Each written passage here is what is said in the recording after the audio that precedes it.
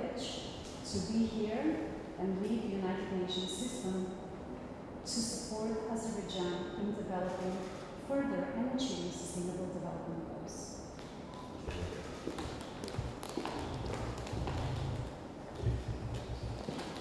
Welcome, I'm very glad to see you. I wish you a pleasant stay in Azerbaijan.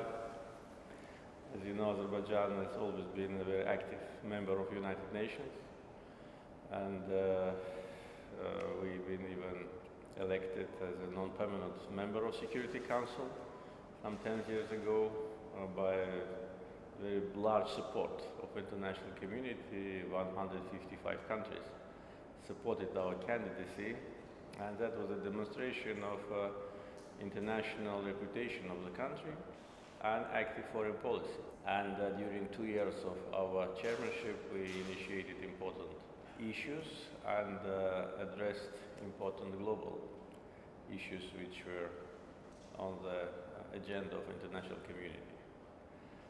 And of course now, as a chair of non-aligned movement, which is the largest after United Nations international institution, we play an important role in international affairs and also support United Nations Secretary General's initiatives, especially on fighting COVID. And as you know, we, as the chair of NAM, initiated a special session of United Nations General Assembly devoted to coronavirus in the end of last year. And that was also our contribution to the global fight against this disease. And also, in national capacity, we provided assistance to more than 30 countries, financial and humanitarian, and also shared the vaccines with the countries which needed our support. So this demonstrates our agenda as a responsible member of the international community, and within our capacity and our potential, we try to contribute to the cause of peace and security.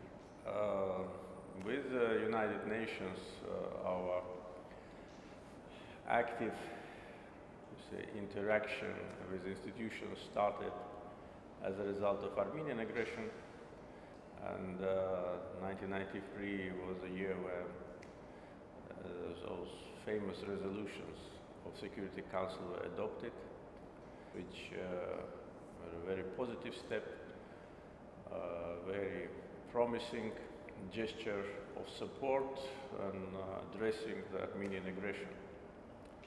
And the demand for immediate, full, unconditional withdrawal of Armenian troops from our internationally recognized territories was a very important political gesture of Security Council. But unfortunately, these resolutions were not implemented.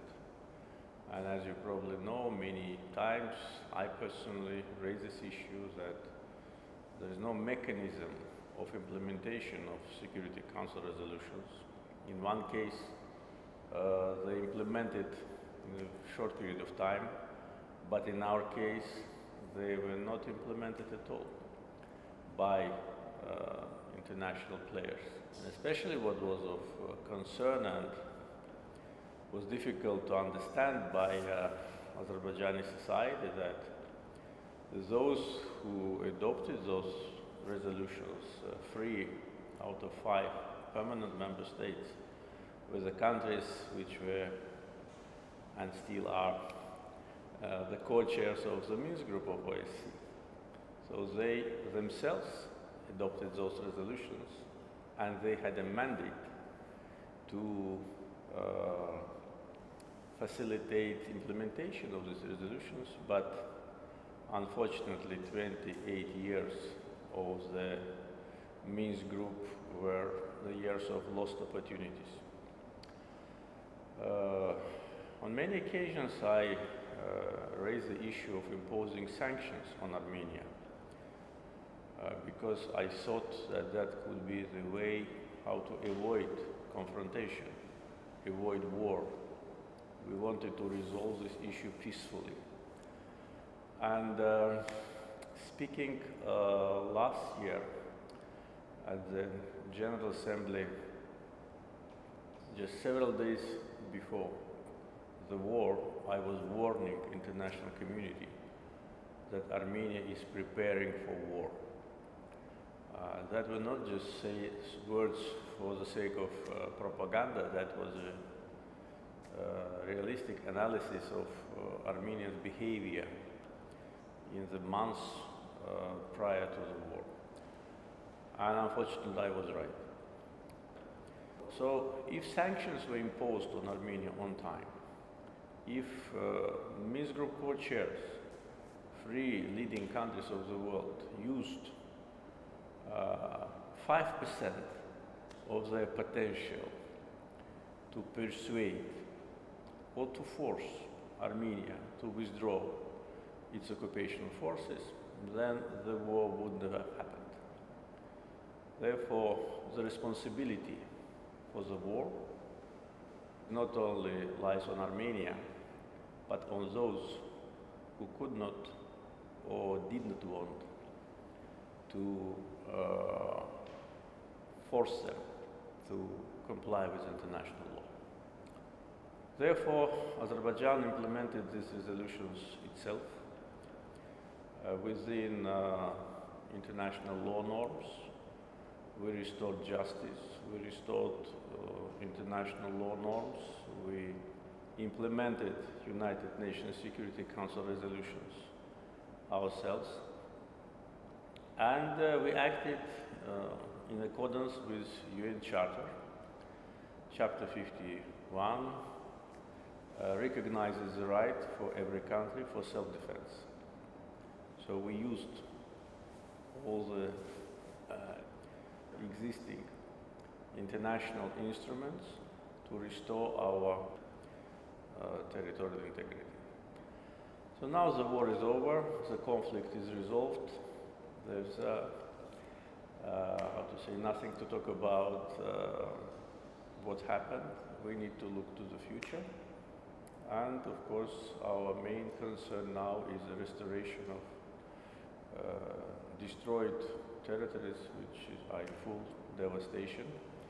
And of course, we count on the future cooperation with United Nations on these issues related to humanitarian situation, issues related to our plans with restoration of the liberated territories.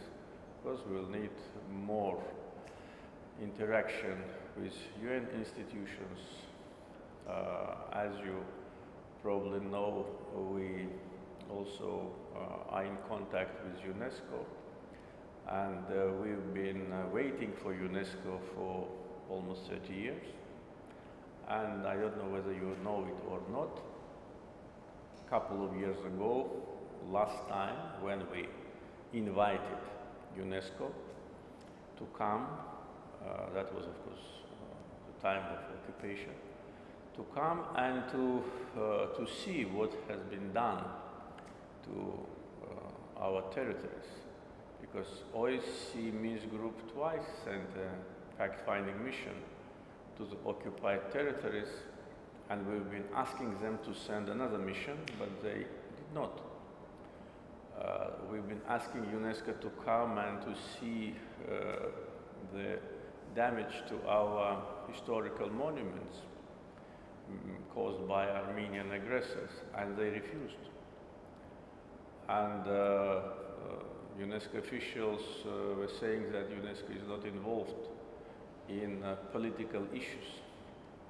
But after war was over, we received the signals from UNESCO that they want to come.